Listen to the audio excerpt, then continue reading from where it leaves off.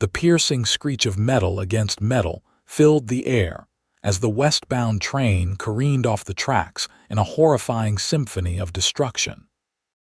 Clara Davidson clutched her rounded belly protectively, the 5-month swell of her unborn child her only companion as the world around her dissolved into chaos on that fateful spring day in 1879.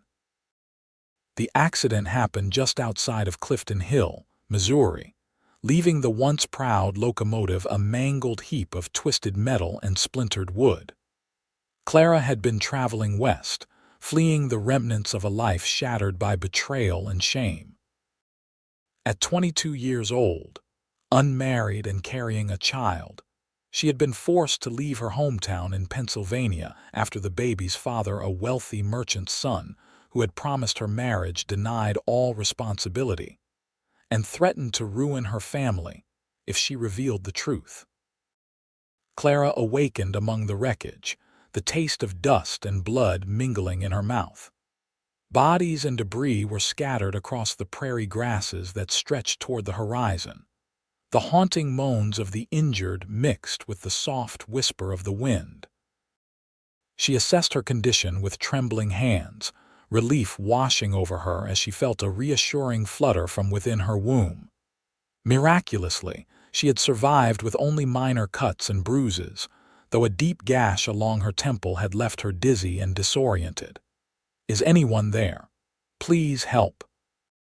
She called out, her voice barely audible over the creaking of settling wreckage. No answer came. Those who weren't dead were either unconscious or had wandered off seeking assistance. Clara struggled to her feet, gathering the few belongings she could salvage from her trunk: a small leather-bound diary, a photograph of her parents, a modest amount of money hidden in the seam of her dress, and the bundle of baby clothes she had lovingly sewn during quiet evenings. With nowhere else to go and no one to turn to, she began walking, following the train tracks toward what she hoped would be civilization. The Missouri sun beat down mercilessly as Clara trudged forward, her plain blue traveling dress sticking uncomfortably to her skin. Her honey-brown hair, once neatly pinned, now hung in loose tendrils around her face. The rolling landscape of gentle hills and scattered trees offered little protection from the elements, and as the hours passed, her steps became increasingly labored. By nightfall, Clara had found shelter in an abandoned hunter's cabin a half-mile from the tracks. The modest structure was weathered but intact, with a small stone fireplace and a rough-hewn bed frame covered in moldy straw. She collapsed onto the dirt floor, exhaustion overtaking her as tears streamed down her face. In the quiet darkness, the magnitude of her situation crashed over her like a wave, pregnant, alone, and stranded in unfamiliar territory with only a few days' worth of provisions. The next morning brought no relief. Clara's head throbbed from her injury, and a gnawing hunger had settled in her stomach. She ventured outside to search for water, finding a small stream nearby where she could wash and quench her thirst. As she cupped the cool water in her hands, the distant sound of hoofbeats made her freeze. A lone rider approached on a chestnut mare, his tall figure silhouetted against the morning sun. Clara's first instinct was to hide, but weakness and desperation kept her rooted in place. As he drew closer, she could make out his features, a weathered face beneath the shadow of a wide-brimmed hat, keen blue eyes, and several days' worth of stubble along a strong jawline. "Madam," the rider's deep voice carried across the distance between them. "You all right there?" Clara straightened up, one hand instinctively moving to her abdomen. I was on the train that derailed yesterday. I found shelter in that cabin, but—" Her voice faltered as a wave of dizziness washed over her. The man dismounted in one fluid motion, crossing to her side with long, purposeful strides. "That's a nasty cut you've got there," he observed, noticing the dried blood on her temple.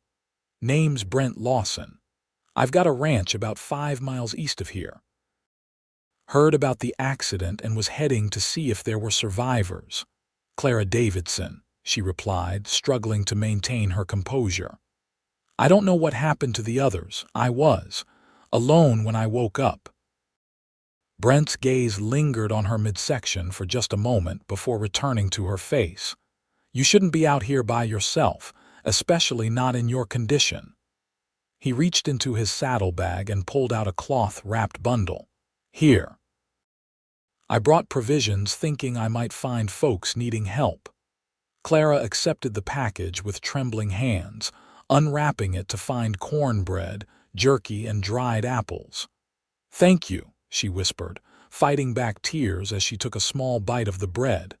Where were you headed? Brent asked, filling a canteen from the stream and offering it to her. Silver Creek, Clara replied after taking a grateful sip. I have a distant cousin there who doesn't know about my situation. I was hoping to start fresh where no one knows me. Brent nodded thoughtfully, his expression giving nothing away. Silver Creek's another 100 miles west, not an easy journey even under the best circumstances. He glanced back at the dilapidated cabin. This place won't do for more than a night or two. Clara swallowed hard, reality settling over her like a heavy blanket. I don't have many options, Mr. Lawson. He removed his hat, running a hand through dark hair streaked with premature silver at the temples. For a long moment he said nothing, seeming to wage an internal debate. Finally he spoke. I've got a spare room at my ranch house. It's not much, but it's clean and dry. You can stay there while you recover and figure out your next steps. I couldn't impose, you wouldn't be imposing. I could use some help around the house anyway. My housekeeper left to care for her sick sister last month. He replaced his hat, his expression solemn. I know it's not proper for me to offer and for you to accept, but these are hardly proper circumstances. Clara hesitated, weighing her limited options. She knew nothing about this man except his name, and that he had brought food when she desperately needed it. Yet something in his straightforward manner and the clear, steady look in his eyes made her want to trust him. What about the baby? She asked quietly, needing to address what hung unspoken between them. Brent met her gaze directly. I'll help raise it, he said simply, as if offering to help carry a heavy package rather than committing to a life-altering responsibility. At least until you're back on your feet and can make your own way, if that's what you choose. The unexpected words hung in the air between them. Clara searched his face for any sign of deception or ulterior motive, but found only a steadfast resolve that both perplexed and reassured her. Why would you do that for a complete stranger? She asked. A shadow passed across Brent's features. Let's just say I know what it's like to be alone when you're most vulnerable. He extended his hand. So, what do you say, Miss Davidson? Will you accept my help? Clara looked at his outstretched hand, calloused and strong from years of ranch work. In that moment, she made the decision that would alter the course of her life forever. Yes, she said, placing her hand in his. Thank you, Mr. Lawson.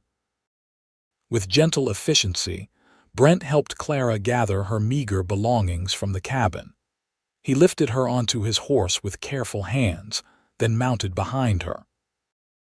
As they rode east toward his ranch, Clara found herself leaning back against his solid chest, the steady rhythm of the horse's gait, and the warmth of another human being lulling her into the first peaceful sleep she'd had in months. The Lawson Ranch came into view as they crested a gentle hill, a modest but well-maintained property with a 2-story white clapboard house, a large barn, several outbuildings, and cattle grazing in the surrounding pastures. Smoke curled from the chimney, and a border collie bounded across the yard to greet them, barking enthusiastically as Brent guided his horse through the gate. "Welcome to Circle L," he said as they approached the house. It's not much compared to Eastern standards, but it's home. It's lovely, Clara replied sincerely, taking in the neatly kept yard with its kitchen garden and the climbing roses that framed the front porch. Brent helped her dismount, steadying her when her legs trembled beneath her. The front door opened, and a young man stepped out onto the porch. "You found survivors," he called, hurrying down the steps. "Just one," Brent replied. "Tommy, this is Miss Clara Davidson. She'll be staying with us for a while. Miss Davidson, this is Tommy Hayes, my ranch hand. He's young but the best horseman I've ever seen." Tommy tipped his hat, his freckled face betraying curiosity about their unexpected guest. "Pleased to meet you, madam. Tommy, could you see to Maple while I help Miss Davidson get settled?" Brent asked, handing over the reins. "Sure thing, boss." The young man led the horse away, though not without casting a curious glance over his shoulder. Inside, the ranch house was simply furnished but comfortable, with a large stone fireplace dominating the main room, sturdy wooden furniture, and colorful quilts adding warmth to the otherwise utilitarian space. Brent showed Clara to a small but clean bedroom on the first floor. "I figured you'd prefer not to climb stairs in your condition," he explained, setting her bag on a cedar chest at the foot of the bed. "Bathroom's through that door with a pump for water.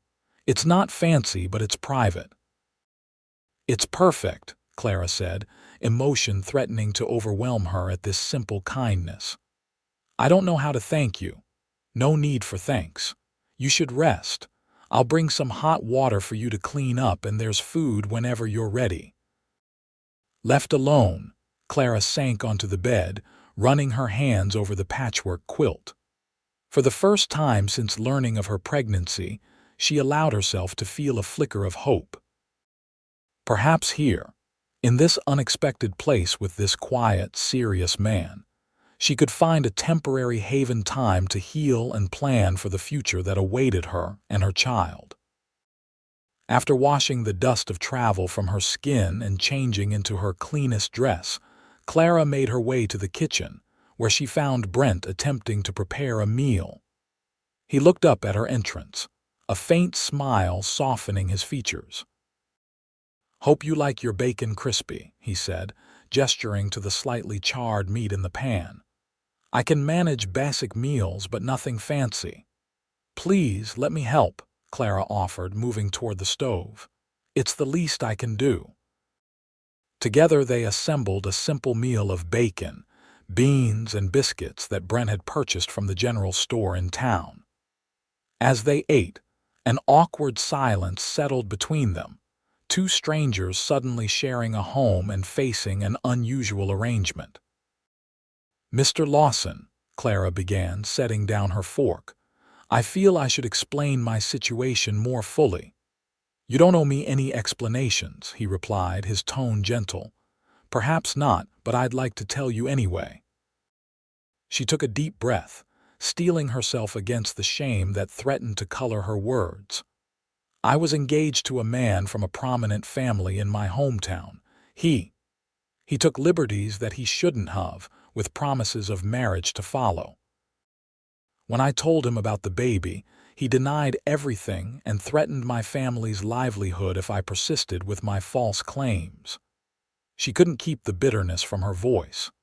"My parents stood by me, but the scandal was too much. We decided it would be best if I went to stay with my cousin in Silver Creek until after the baby comes." Brent listened without interruption, his expression remaining neutral. When she finished, he nodded slowly. "That man did you wrong. But his cowardice has nothing to do with you or that child you're carrying." He refilled her coffee cup. "As long as you're here, you'll be treated with respect. What happens after that is entirely your choice. And if my choice is to stay only until the baby is born, what then? Then I'll make sure you and your child have what you need to make a safe journey to wherever you decide to go next." He met her gaze directly. "No strings attached, Miss Davidson. You have my word." Clara studied him, trying to reconcile this extraordinary kindness with her experience of men thus far. "You're a rare sort of person, Mr. Lawson." A shadow crossed his face. "I'm just a man trying to do right by someone who needs help. Nothing more." That evening, as Clara prepared for bed in her new room, she realized that, for the first time in months, the knot of anxiety in her chest had loosened slightly. Outside her window, the vast Missouri sky was painted with stars, and the gentle sounds of the ranch settling for the night created a soothing backdrop. She placed a hand on her growing belly, feeling the subtle movements within. "We might be okay after all," she whispered to her unborn child. "Just you and me. And maybe, for a little while, Mr. Lawson too." The following days established a cautious routine. Clara, determined not to be a burden, took over the kitchen duties and began putting the somewhat neglected house in order. Brent spent his days working the ranch with Tommy and two other hands who lived in the bunkhouse, returning in the evenings to find hot meals and a gradually transforming home. A week after her arrival, Clara was hanging freshly laundered curtains in the sitting room when Brent returned early, carrying a wooden crate. "Thought you might have need of these," he said, setting the crate on the table. Inside were various fabrics, sewing notions, and a small cloth-wrapped bundle that, when opened, revealed tiny baby garments. Clara lifted a delicate white gown from the pile, her throat tightening with emotion. "Where did you get these?" "General store in town. Mrs. Porter helped me pick things out." He shifted uncomfortably under her tearful gaze. "I hope it wasn't presumptuous." "No, it's incredibly thoughtful." She carefully refolded the gown. "Thank you." Brent nodded, his usual stoicism briefly giving way to something warmer. "I also brought this," he said, reaching into his pocket and producing a small book of children's stories. "Thought you might like to read to the little one. They say babies can hear before they are born." The simple gesture broke something open inside Clara. She had been so focused on survival, on enduring judgment and shame, that she had scarcely allowed herself to experience any joy about the new life growing within her. That this quiet, reserved man would think of such a thing touched her deeply. "Would you like to feel the baby move?" she asked impulsively, surprising herself with the offer. Brent hesitated, clearly unprepared for the invitation. If you're comfortable with that." Clara took his weathered hand and placed it gently on the curve of her belly. For a moment, nothing happened, and she wondered if her boldness had created an awkward situation. Then, as if on cue, the baby delivered a strong kick right against Brent's palm. His eyes widened, a look of wonder transforming his usually guarded expression. "That's something," he murmured, his hand lingering for just a moment before he withdrew it. "Quite a strong little one you've got there." The shared moment created a subtle shift in their dynamic. That evening at supper, Brent spoke more than he had since Clara's arrival, telling her about his years building the ranch from nearly nothing after returning from the war. She, in turn, shared stories of her childhood in Pennsylvania, her father's work as a carpenter, and her mother's talent for creating something from almost nothing during hard times. "Is that where you learned to cook?" Brent asked as he helped himself to a second serving of the rabbit stew Clara had prepared. "Yes. Mama always said that a good meal could make even the worst day better." She smiled at the memory. "My father called her a magician in the kitchen. She'd be proud of you." "This is the best meal I've had in years." The compliment warmed Clara's cheeks. "Thank you. It's nice to have someone appreciate it." As spring deepened into summer, the ranch became busier with cattle work and preparations for the fall roundup. Clara found herself settling into life at Circle L with surprising ease. Her pregnancy progressed, her body growing heavier as the baby developed. Dr. Mitchell from town visited twice to check on her, pronouncing both mother and child to be in excellent health, despite the trauma of the train accident. On a particularly hot July afternoon, Clara was shelling peas on the front porch when a wagon approached bearing a middle-aged woman and a younger female companion. "Visitors," she called through the open door to Brent, who was going over accounts at the kitchen table. He joined her on the porch, offering a polite nod to the newcomers. "Mrs. Porter, Miss Porter, this is a surprise, Mr. Lawson." The older woman, plump and proper in her buttoned-up dress, surveyed Clara with undisguised curiosity. "We thought it was time we paid a visit to your guest." "Introduce ourselves properly." "Of course." Brent turned to Clara. "Mrs. Porter runs the general store in Clifton Hill with her husband. This is her daughter, Eleanor."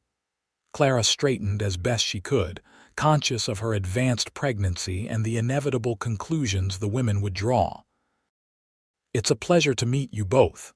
I'm Clara Davidson." Mrs. Porter's smile didn't quite reach her eyes.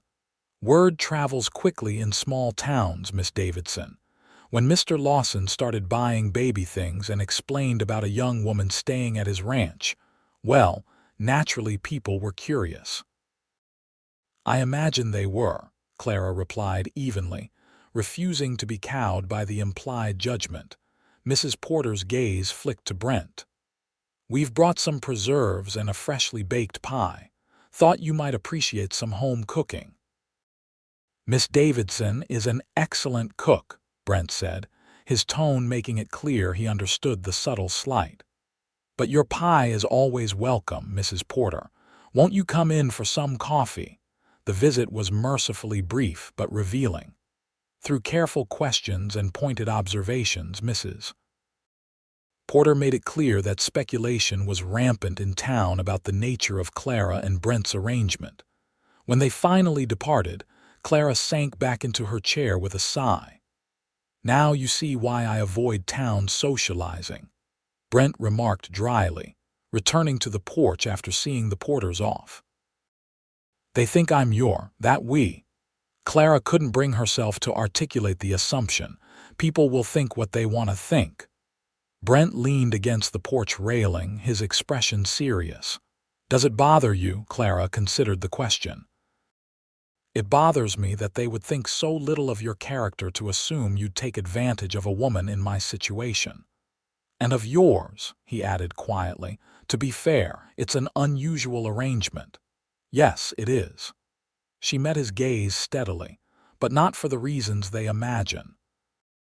The unspoken tension between them had been building gradually over the weeks, a lingering glance here, a brush of hands there, moments of connection that went beyond mere friendship or charitable arrangement.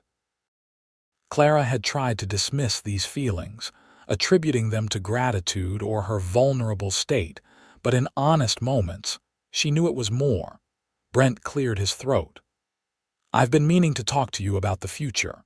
The baby will be here in a couple of months, and you should know your options." Clara's heart sank at his practical tone. "Yes, of course. You're welcome to stay here as long as you need indefinitely, if that's what you want.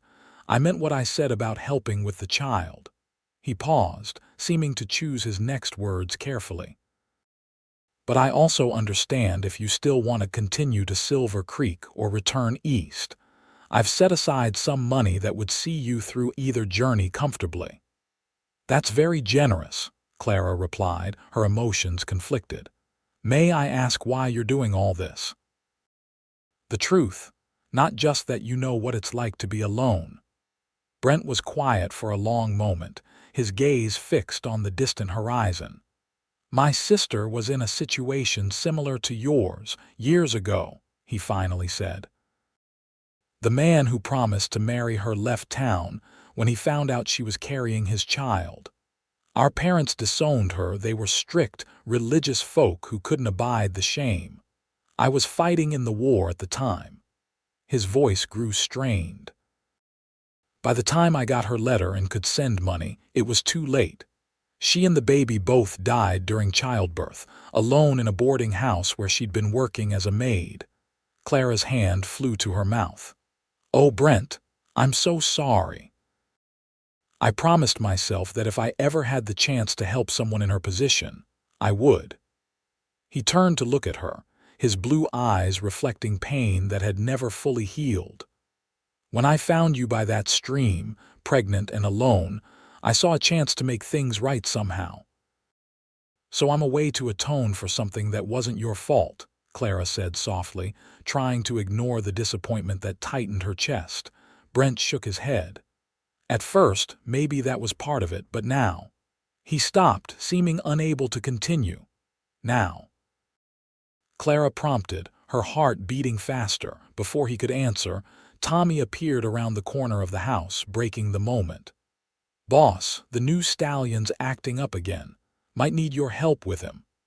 Brent straightened, the mask of the capable rancher slipping back into place. "Be right there." He glanced at Clara. "We can finish this conversation later." But later never came.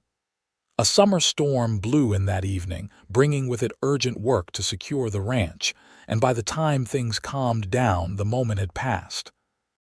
Clara found herself lying awake that night, wondering what Brent had been about to say and whether it would have changed everything between them.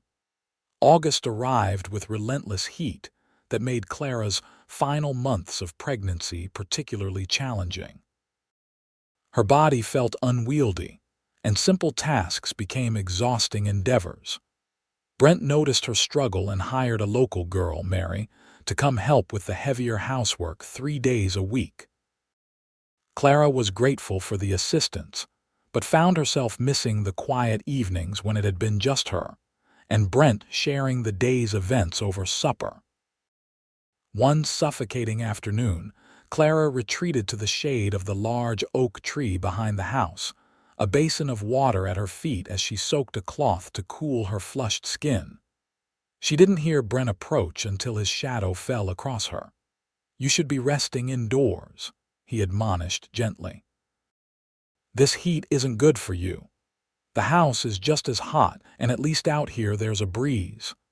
She pressed the damp cloth to her neck, sighing at the momentary relief. Brent studied her flushed face with concern. "Wait here," he said, turning toward the barn. He returned moments later leading Maple, now saddled. "Come on," he said, extending his hand. "I want to show you something." "I can barely walk comfortably, let alone ride," Clara protested. "Trust me," Brent insisted. With careful movements, he helped her onto the horse, then mounted behind her, one arm securely around her waist. "It's not far." They rode at a gentle pace for about 20 minutes, following a path that led away from the main ranch and into a small wooded area. As they emerged from the trees, Clara gasped. Before them lay a pristine pond, its clear water reflecting the blue sky and surrounding greenery. "My secret spot," Brent explained, helping her dismount. "No one comes here but me. Water's fed by an underground spring, so it stays cool even in the worst heat." Clara approached the pond's edge, dipping her fingers into the blissfully cool water. "It's wonderful. Thought you might want to cool off properly." He gestured to a small wooden structure partially hidden among the trees. "There's a changing shed there that I built last year. The water's shallow near the edges, perfectly safe."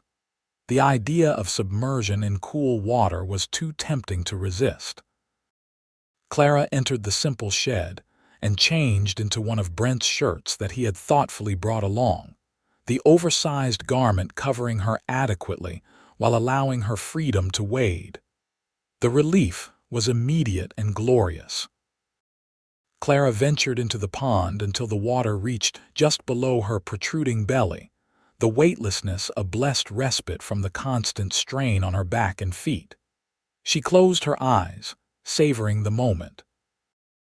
When she opened them again, she saw Brent sitting on the bank, his back respectfully turned to give her privacy. There was something profoundly moving about his consideration, his constant efforts to provide for her comfort without expectations. "You can join me if you like," she called. "The water's divine." He glanced over his shoulder. "Are you sure?" "Absolutely. There's plenty of pond for both of us." After a moment's hesitation, Brent removed his boots and rolled up his trousers, wading in to stand a respectful distance away. "Better than being cooped up in that hot house, isn't it?" "Much better. Thank you for bringing me here." Clara studied his profile, struck again by the contradictions of this man so capable and strong, yet gentle in unexpected ways. "Brent," he turned to face her. "That day on the porch when we were interrupted. What were you going to say?" The question hung between them, weightier than the humid air surrounding them. Brent's expression grew serious, his eyes searching hers. "I was going to say that you're not just my sister's stand-in or a charity case or an obligation." He took a step closer, his voice dropping. "You've become important to me, Clara, more than I expected, more than is probably wise, given your situation." Clara's heart thundered in her chest. "And what situation is that? You're preparing to be a mother, you're still recovering from betrayal, and you haven't chosen to be here. Circumstances forced you." "I could have left weeks ago," she pointed out softly. "I chose to stay." "Why?" The single word contained a vulnerability she'd never heard from him before. Clara's hand moved to her belly as the baby shifted within her. "Because for the first time since I learned I was carrying this child, I've felt safe, respected, valued." She met his gaze directly. "Because of you, Brent Lawson." He moved closer, close enough that she could see the flecks of darker blue in his eyes. "I don't want to take advantage of your gratitude." "It's not gratitude I'm feeling," she whispered. Brent lifted his hand, his fingers hovering near her cheek as if seeking permission. When she leaned slightly into his touch, he cupped her face gently. "I never expected you," he said, his voice rough with emotion. "Never thought I'd find myself caring for a woman and her unborn child this way." "Is it so difficult to believe," Clara asked, "that you might find room in your heart for us?" "Not difficult," he replied. "Terrifying." Before she could respond, the baby delivered a particularly vigorous kick that made her gasp. Brent immediately placed his hand on her abdomen, his face transforming with wonder as he felt the movement.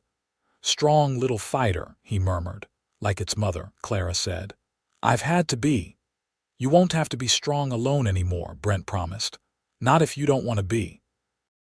In that moment, with the cool water surrounding them and the summer sun filtering through the trees, Clara made a decision. She leaned forward and pressed her lips gently to his. The kiss was brief, but filled with promise, a beginning rather than an ending. When they parted, Brent's expression was a mixture of surprise and longing. "Clara, I know what I want," she said simply. "I want a chance at a life here with you, if you'll have us." Brent's answering smile was like the breaking of dawn across his usually solemn features. "I can think of nothing I want more." They remained at the pond until the worst of the day's heat had passed, talking more openly than they ever had before. Brent spoke of his dreams for the ranch, the improvements he wanted to make, and how he'd always imagined children running across its fields someday. Clara shared her hopes for her child's future, her desire to create the kind of loving home she'd known in her early years. As they rode back to the ranch house, Clara leaning comfortably against Brent's chest, she felt a sense of rightness that had been absent from her life for too long. The path ahead would not be easy. There would be gossip to endure, practical arrangements to consider, and the challenge of building a relationship while preparing for a baby's arrival. But for the first time, she could envision a future filled with possibility rather than shame and uncertainty. That evening, over a simple supper, Brent reached across the table to take her hand. "I want to do this properly," he said, his expression earnest. I'm not asking for an immediate answer, and I understand if you need time.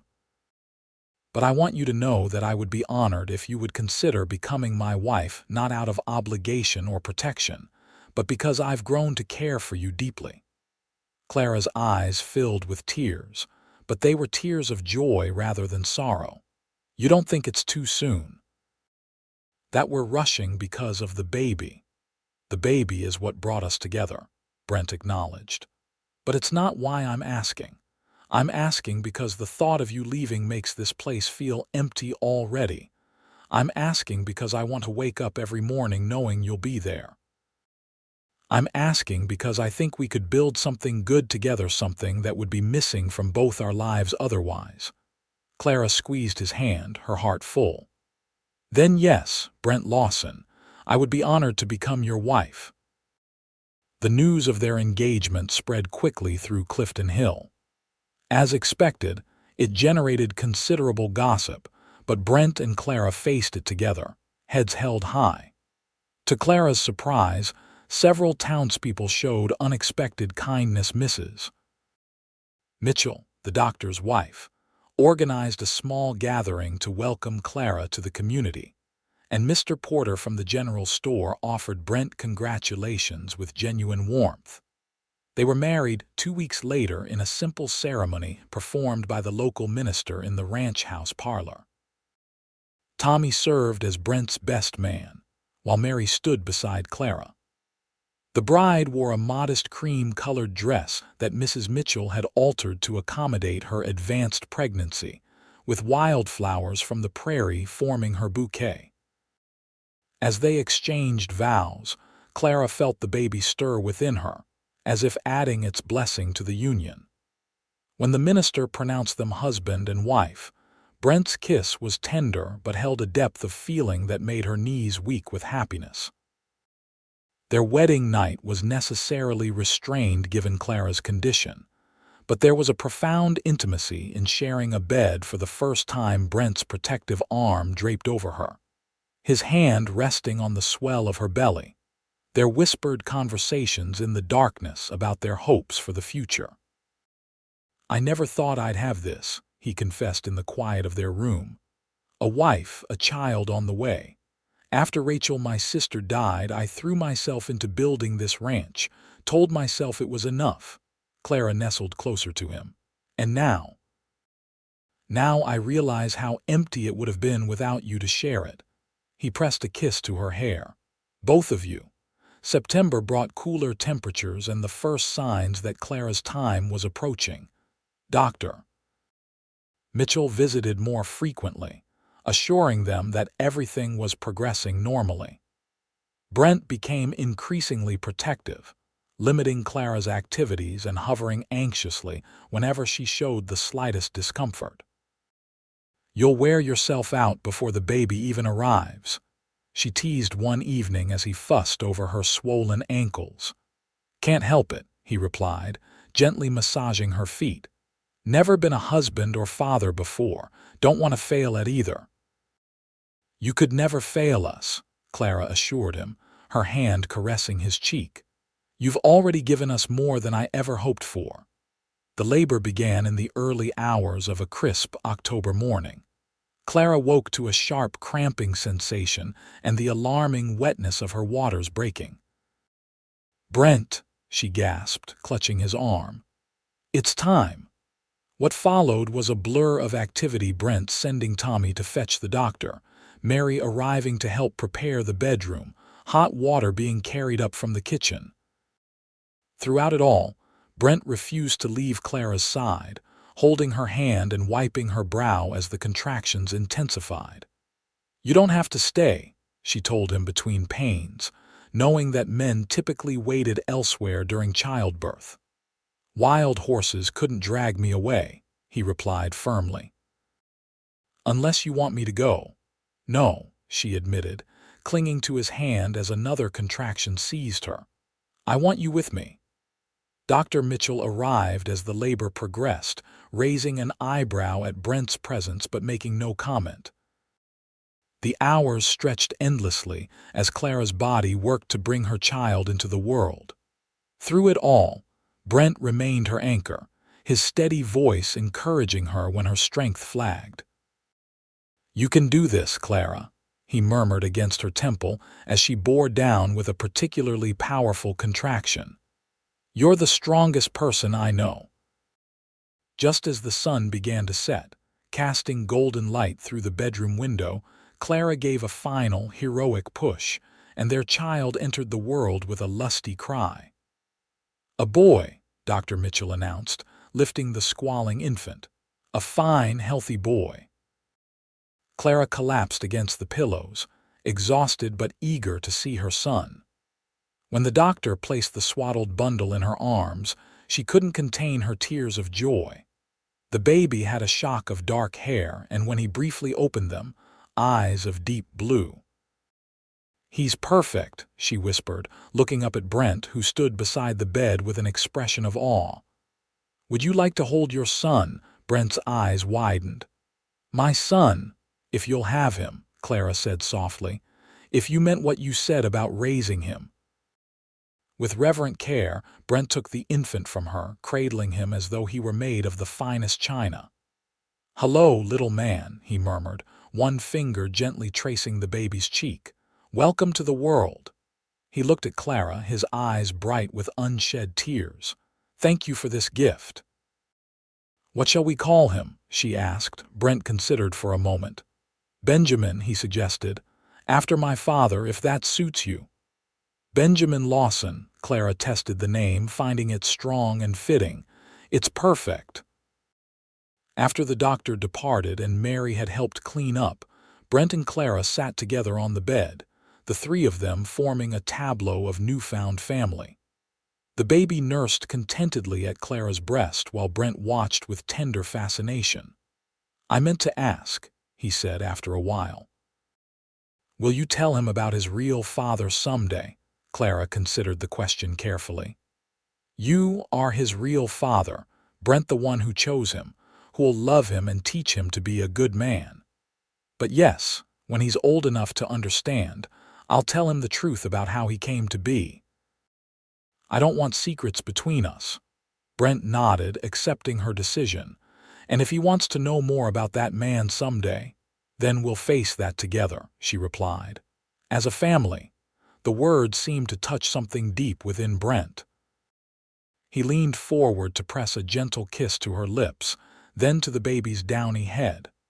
"A family," he repeated. "I like the sound of that." The days that followed were a blur of adjustment as they settled into life with a newborn. Benjamin proved to be a generally content baby, though his lusty cries in the middle of the night tested their endurance. Brent surprised Clara by his willingness to participate in all aspects of the baby's care, changing diapers and walking the floor with his son when he was fussy. "Most men would consider this women's work," she remarked one night as Brent paced the bedroom floor, Benjamin cradled against his shoulder. "Most men are fools then," he replied simply, "missing out on the best parts." As autumn deepened toward winter, the ranch settled into a new rhythm. Clara gradually resumed her household duties, with Benjamin often nestled in a makeshift sling across her chest.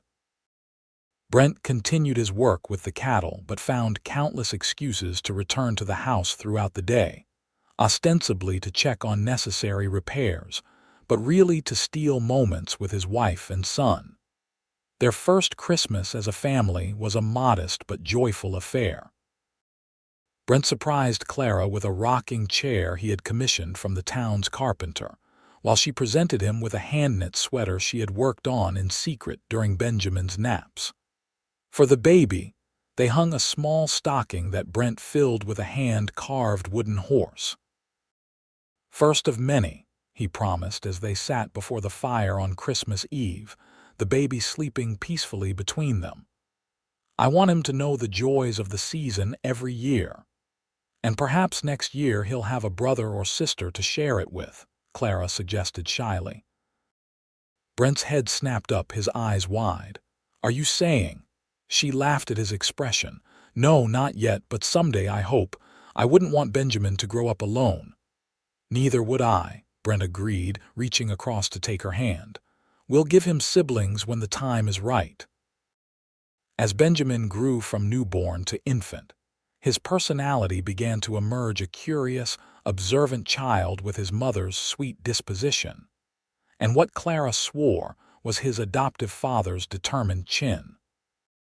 He flourished under the love and attention lavished upon him, becoming the center of their shared world.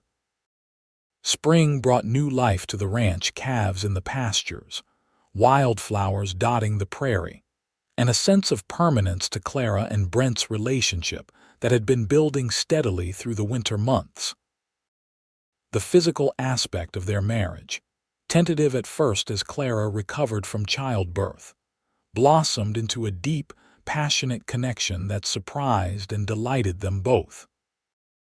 "I never imagined it could be like this," Clara confessed one night as they lay entwined in their bed, the moonlight casting silver patterns across the floor, "that I could feel so cherished."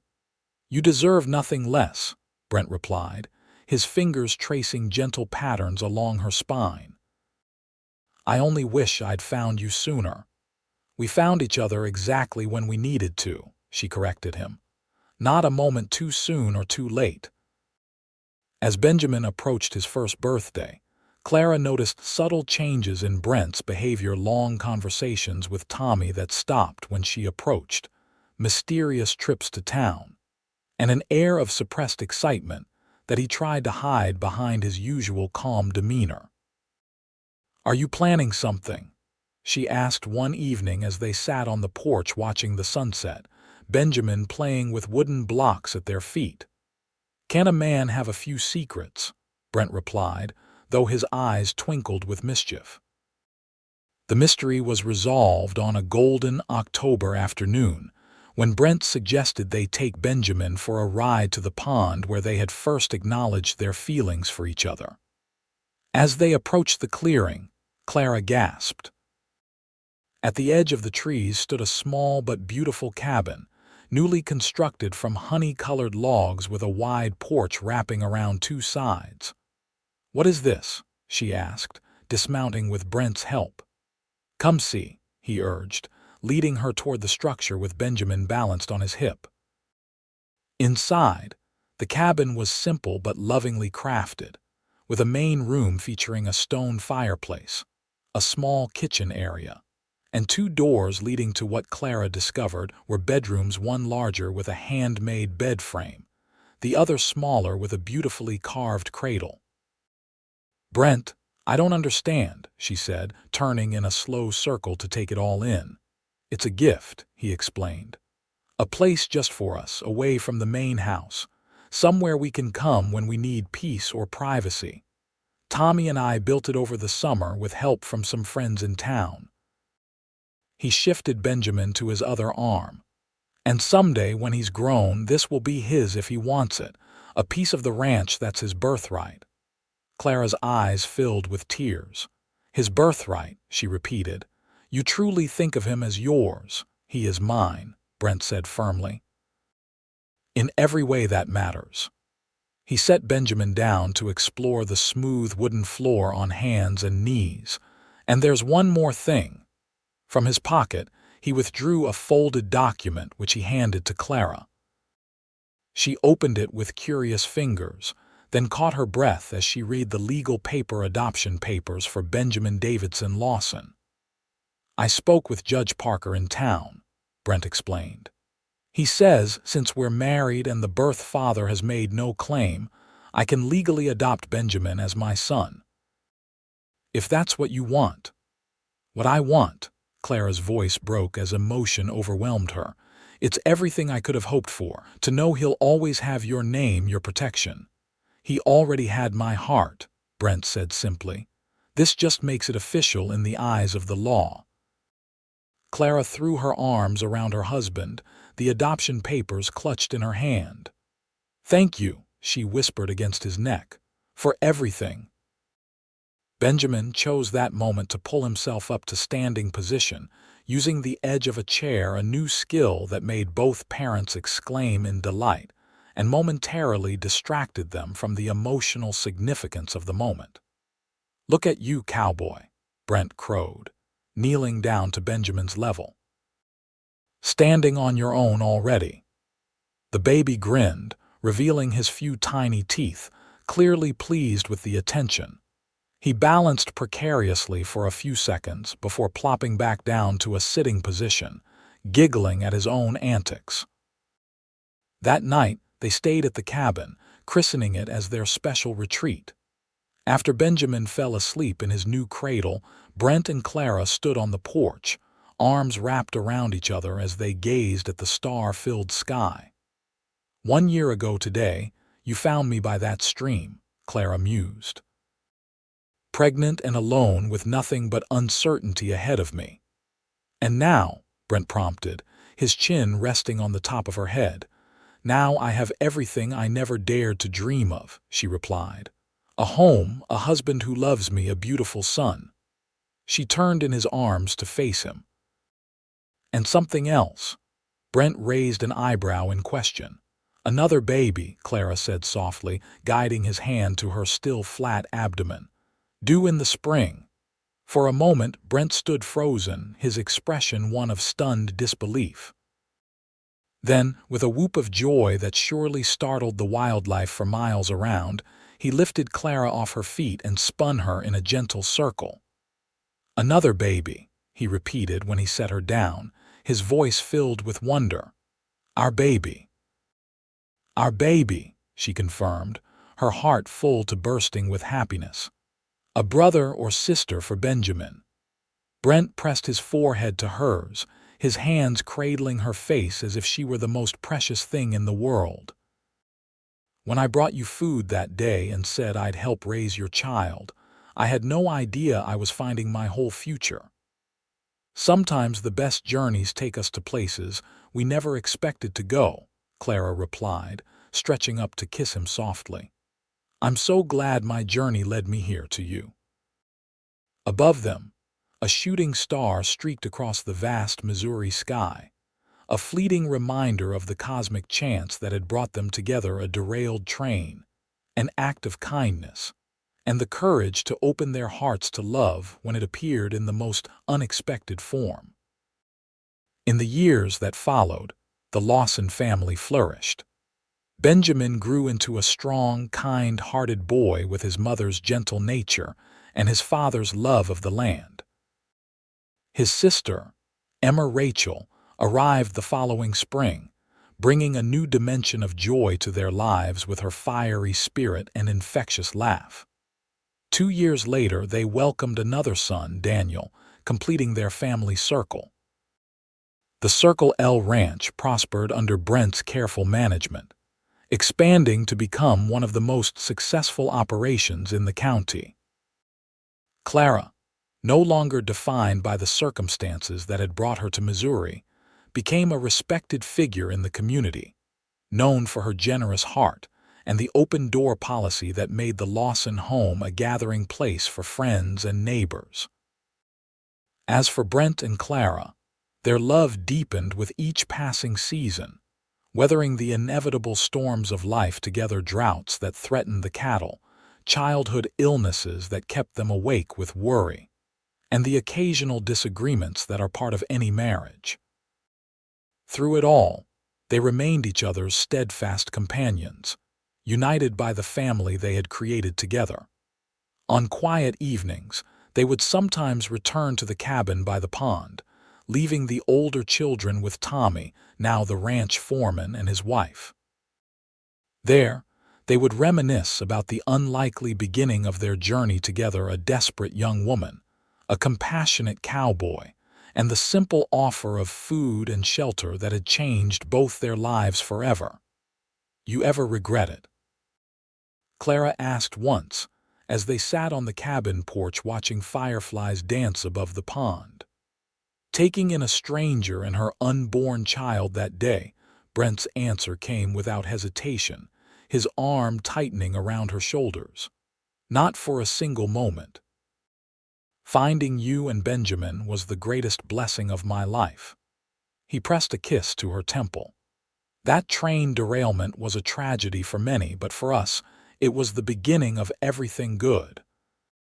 Clara leaned into his embrace, content in the knowledge that sometimes life's most devastating moments can lead to its greatest joys if one has the courage to open one's heart to unexpected possibilities.